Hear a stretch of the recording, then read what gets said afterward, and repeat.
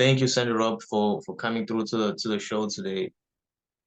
The pleasure. I mean, re as I was just telling you before we started recording this interview, is that I know you're coming from abroad, so I know this personal question won't come as, how can I put this, more sensitive towards you because um people, when you look online, people always talk about real estate. It's this big world creation um initiatives for investors and for people like yourself. I know you're a real estate sales agent slash entrepreneur. Before I dive into the questions, I just want to understand a bit more. I just want the viewers to understand a bit more about how land is such an issue because we're going to start talking about the history. Mm-hmm. Because, in Durban, everywhere you go, when you study the hierarchy, of the apartheid era, it was the British economy, Afrikaners, Yeah. Indians, but when you look everywhere, it's all Indians in Durban. Townships, when you go to Dubai, it's all blacks. Yeah. Um, Real estate, it's a very in property and land issue. It's still a interesting conversation for today's viewers and for the future of South Africa. Mm-hmm. Um, so before we dive into the brief concept of where I want this conversation to go, I want you to actually tell us of how you first entered into the real estate industry and what drew you to property as a career. Okay.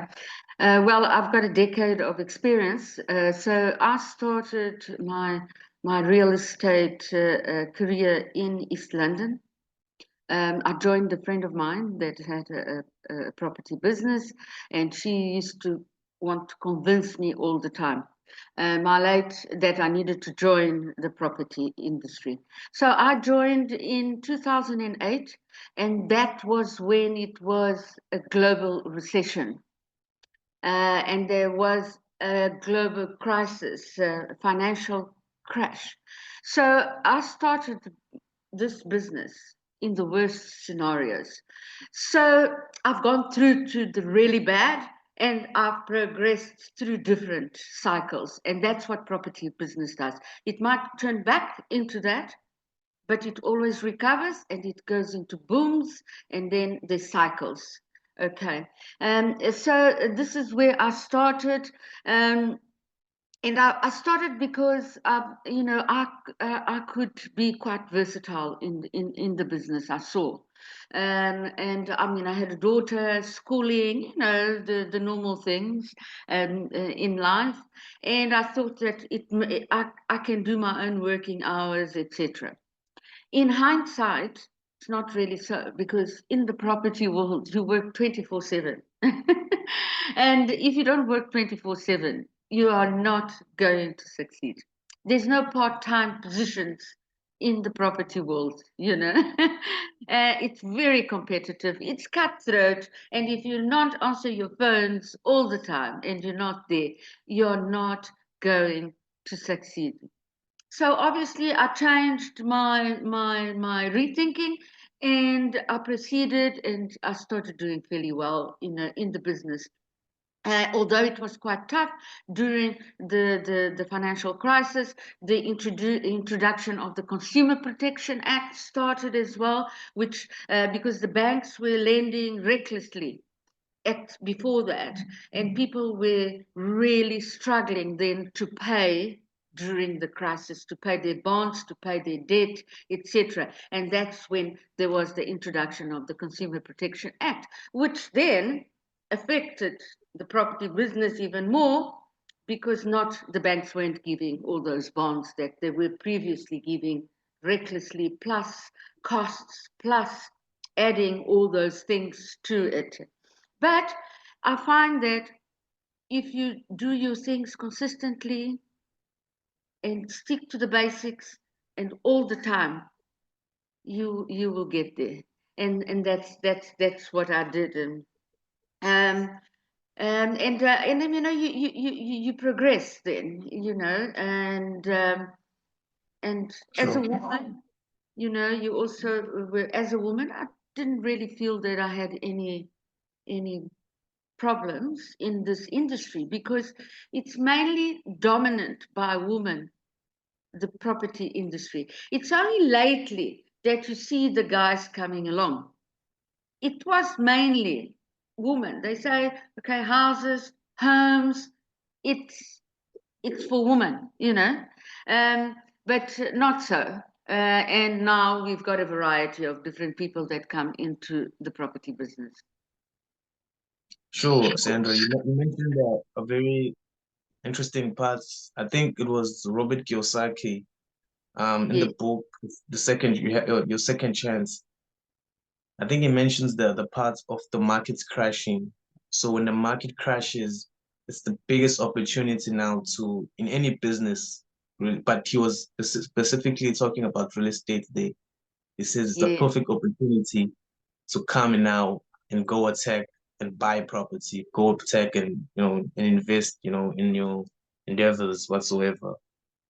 Because yes, now everyone is going to be selling. Everyone is high on debts, bonds, and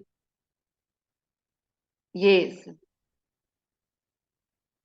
what were some of the early challenges you faced as a woman building a business in property, and how did you overcome them? Okay, it's all about how you feel about other people, really. I don't see it as a challenge. We might have a couple of challenges when we deal with developers, because developers are male dominant and they're in the construction world, etc. So they prefer to deal with men. But it really all depends on your attitude towards others, and that's how others will react towards you. So I didn't never felt that there was any major challenge being a woman, and especially now we all equals. Nobody really looks at woman or man or whatever, It's all open and open for discussions. It's what you have to offer and the value that you can give.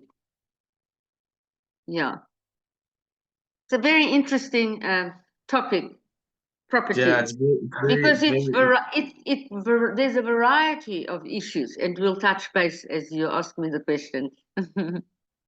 definitely. Many young Black South Africans, as I was explaining, I feel Yes, like they were mostly excluded in this space. Was it the elites that made sure? I don't know if you could actually answer this question properly because my theory is that we're controlled by the business elites.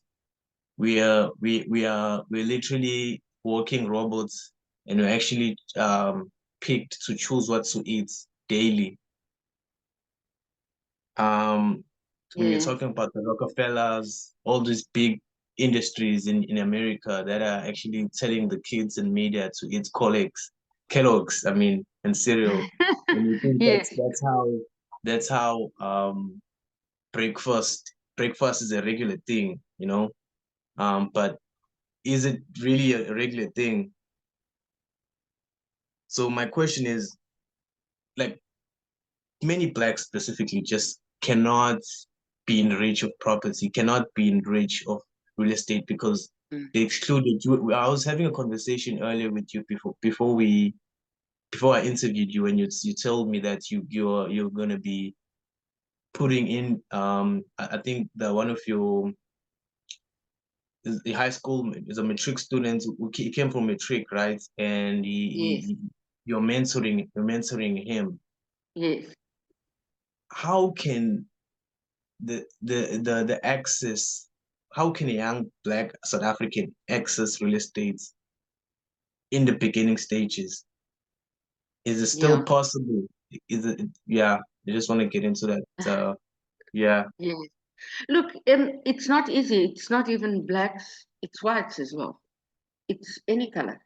They have the same issues because getting involved in the property world straight away. First of all, maturity also plays a little bit a part in it. So I believe that you need to mature a little bit before you can actually go fully onto being a qualified estate agent out there, because you are dealing with matured people. I mean, the people, the homeowners, etc. They all a little bit older. They prefer to deal with a little bit of a maturity. But in saying that, there's a couple of issues here for youngsters to get involved. Um, and the first thing is that for you to go out and sell properties, you need to have transport, you need to have a computer, and you need to have a phone. Because Yeah, you can't. that's the whole thing I was trying to say, but we can actually Yeah. skip that question because I'm trying to raise a different subject here that I'm trying Okay. to, yeah. But we're gonna skip that question. I was saying that, I mean, Ferrella Faji, I'm still gonna interview her in September. She wrote a book, What if there are no whites in South Africa? And she referred to stats that there are few whites in South Africa, Mm. etc. And um because she wasn't really touching into this aspect of why blacks are actually more poor, of Okay. why the revolution has not yet started and stuff like that. Because property, I think it really needs money because I was actually looking at there's this guy called Sony who was building this massive residence Mm. while I was in a school residence and stuff like that. So I was just watching how much revenue he was making. But the first thing he had to build, talk about putting in civil engineers, etc., etc., etc. Yes. It's a very different topic, but to actually access the land, it's another different topic. But I think we can touch on it some other time, maybe in a different interview. Can So really, you okay. Yeah. So what do you think are the biggest misconceptions about being a real estate entrepreneur? Because everyone nowadays is saying um, to get rich quick, you must enter the real estate industry. and okay. Well, in a real estate, it's not just finding the client, showing the house, and you're done, and you get your money. It involves a whole lot of aspects to it. Are you talking? Is this what the question that you want me to touch on? What does it involve? Yes, and a lot of people think that they earn so much money, they do nothing. This is the misconception out there. Meanwhile, we are lawyers, we are administrators, we are entrepreneurs, we are people's people. We solve all the problems in the world because the people tell you everything. You need to be a psychologist, you need to be a diplomat, you need to be everything, and we are major negotiators as well. And that's one of the biggest things in real estate, that we are major negotiators. So we don't just advertise, take a client out and go for it. We advertise, we need to know who they are, what they're looking for. So we've got to have a perception about people and insights of what they're telling you, because sometimes they don't tell you everything. So we need to find out everything about the person that we're dealing with, because first of all, it is our duty, according to the PPR, we need to know everything about the client, especially now with we as being grey listed, etc. We are financial institution, and we need to have all the details. So these are the questions. So it's quite an intense job, and also with dealing with certain things that are difficult for people to just disclose to anybody. So you have to get their trust as well. And that's the most important thing. So when people trust you, then they become easy to deal with, and then it becomes so much easier for everything else. We have documents that we fill in. We need to know the law, and that causes quite a lot of disputes. And obviously, if you've got the backing of a reputable company behind you, you are in good hands, because there's always something to fall back on, and they will protect you. And that is why in a contract, for instance, there are always three parties to a contract. One is the seller, the buyer, and the agent, and that contract protects the three parties. And then there's the law that is around it. So if you are backed by a reputable company, you should never have a problem with law and contract. We also deal with a lot of attorneys that do the transferring process, and they become our partners as well, because we deal directly with them when the transaction. We are in the middle of the both parties, and we interact with both parties, the seller and the purchaser. It sometimes can become a bit tricky, but we are negotiators, and we know how to deal with all the challenges. And so it involves quite a lot of things. Also, it involves knowing the property law, because if you don't know the property law, there's a couple of earners out there. They think they can sell their own properties. It's all very well that, but if you don't know the law, you can hit. I think you're mentioning a very important topic about property law. If a company is backing you, like Pam Golding Properties and stuff, Yes, do you need certificates? Because I saw how expensive the certificates are to actually enter into this field of actually just yes, selling a property. yes. It's So to start, I mean, you would need to get your Fidelity Fund certificate. You know, once you pay for your Fidelity Fund certificate, it covers you for 3 years now, and it's 2,300 and something, and it's a 3-year Fidelity Fund certificate. Without a certificate, you can't go out and take people out. It's against the law, and you'll be banned. End of the story. Once you get your Fidelity Fund certificate, then you need to start your studying. So you need to do your NQF4. You've got 2 years to complete that. And obviously the NQF4, it costs X amount as well to do it. It's going to university, plus or minus. So all companies, like reputable companies and Pam Golding properties, we've got an internship program. And then somebody approaches, they want to get into the business, they go into this internship program. And there are two different ways of doing it.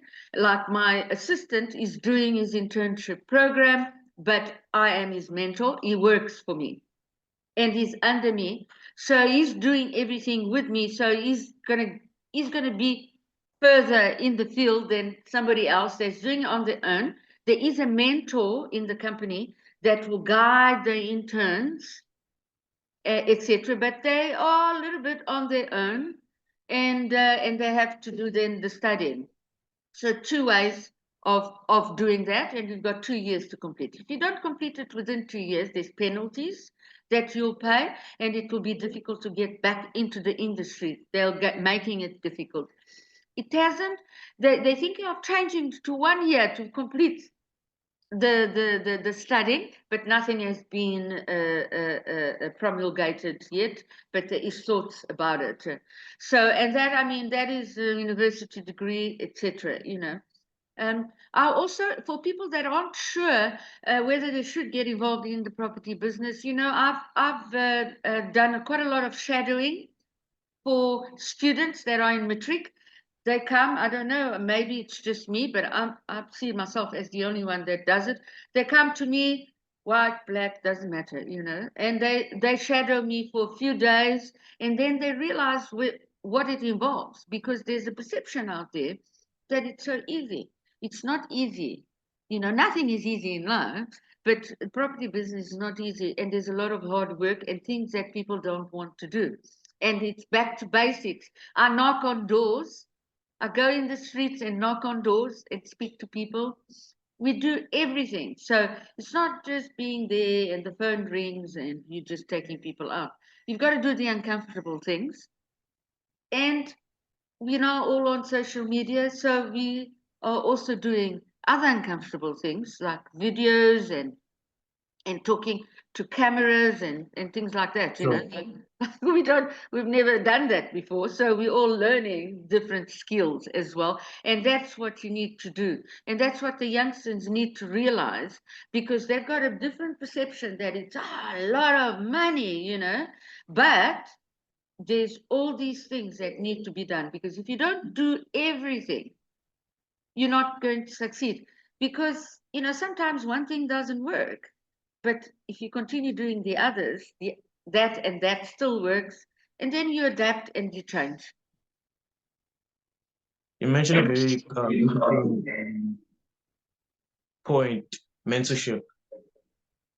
I cannot just go to someone's house and just knock on the door and I ask, would you could you like to me to buy your prop? Would you like, stuff? So how important, this is another question. How important is the art of selling, the scale of just learning how to put yourself out there and just have a conversation with Sandra Robb the first time meeting her and just be like, this is me, this is what I want to do. Yeah. Would you be honored? How important is the art of selling? And just closing off. Yeah, look, you know, it's just one of those things. We dress appropriately, business style. We don't wear jeans. Pam Golding Properties, I mean, my boss, you know, we don't wear jeans in the office. A lot of other agents do, but we don't. So we formally dressed as if we're going to a business, you know, and I'm going to there to make a proposition to someone. So first of all, you're well presented. Then you always take them something that is of value to them. Either what's sold in the area, a bin sticker that they can put in their bins with their numbers on. You know, so we are proactive in that way, because I understand that, you know, if you're giving something of value to somebody, they are bound to listen to what you have to say. And then you assess. There's people you can see, because we know people well, because we deal with people all the time. So you can see that that person doesn't want to talk to you. And all we do is I see that you are busy, but here it is. I am Sandra Robb, Pam Golding Properties. I've been in this area for over 8 years, and I'm here to let you know what's sold in your street. And no strings attached. You don't need to sell. It's a complimentary. I can give a valuation of your home, and it's always good for you to know where you stand in the current market, because you never know what life brings you, you know. So, and if I've got somebody with me, I introduce the other person as well, and we hear what they have to say. And I mean, I've got great, they invite you in, they want to give you coffee and tea. We don't always want to sit for too long, because obviously we approach as many people as possible. But my thing is, if I go knocking on any doors, I knock on 4 doors or 5 doors, because then I feel that my energy is being given already for the day, you know. And then I go another day, but I do it every week, you know, even if it's in the dark or whatever, you know. People appreciate it, because then they can actually see you. And now, being in my area for so many years, most of the people know me. Obviously, the ones that have sold, they're new people around, but my marketing is very visible, and they know who I am when they see me at the door, because they've either received a pamphlet, I'm on a bus stop in the area, they've received an email, which now emails, you see emails now, people, boom, unsubscribe. And you know, so this is why I say you've Yeah, got to do everything, because we find that emails now, people receive so many emails that they unsubscribe. most of the time. Mm. And then with the Poppy Act, we can't go and subscribe them, you know. I can go and knock on that door and say, I mean, hello, here I am, you know. And if you are dressed properly and you're looking the part and you've got something to offer, they are bound to open the door for you, you know. And I've had somebody that is studying at a university here. She's a black lady and she does very well. She just phoned me out of the blue, said she's got this project, um, and can I help her with this? And I said, no problem. She gave me questions. I said, this is what you need to do, blah, blah, blah. And then during the holidays, she actually came and worked with me as well at the office. I mean, I think she got 90 odd percent for her project. And she keeps in touch with us and with the company. She then went home. She lives, I think it's now near Nelspruit. And she went home and we connected her with our Pam Golding property branch there. And she worked during the holidays there as well. And this is what I say, if you link yourself with a reputable company, you've got different options because we are all over and we also internationally, you know. And she's just finishing a degree now. She now realizes that she might need a car and all of those things. And she's working towards that. Once she finishes, she has different options with the course. She can become evaluator and different other options. But she realized that this is what she wants to do because she's done the training with me. She's been with me. She was very well received by all my clients, and nobody had a problem. And they actually want to engage with the younger people that are studying to find out what they are doing, where they are, where they live, you know. So it's actually good. I found that it's good for me. The people that this is why I do a lot of shadowing, and I get assistants that come out of school because they're excited, the people, you know, and I get the energy from them, and I give them my training, which is of a lot of value, you know. And obviously, I do pay them something, but they are on a commission, like I am, on a commission basis, you know. So these are Yeah. all these different options, you know, that you've got, and the people mustn't think, no, I can't do it. I must give you another example. I had a colleague of mine. He was a black guy, and he came from Zimbabwe. And he was waiting in a restaurant in this Bloberg area, and Sure. chatting to clients that were sitting in the restaurant. They were talking about property, blah blah blah. He said, "But how can I get involved in that?" And he got involved in the property business. He used to bicycle to the client, to the house, cycle, meet the client there, show the house. He became one of the top salespeople in the company that I worked before. Unbelievable and well respected, and unfortunately is no longer alive. He had cancer and he passed on, but he was absolutely fantastic. So, you know, the possibilities are all there. It also depends on you. Look, it's not ideal to go around in a bicycle, but Mm.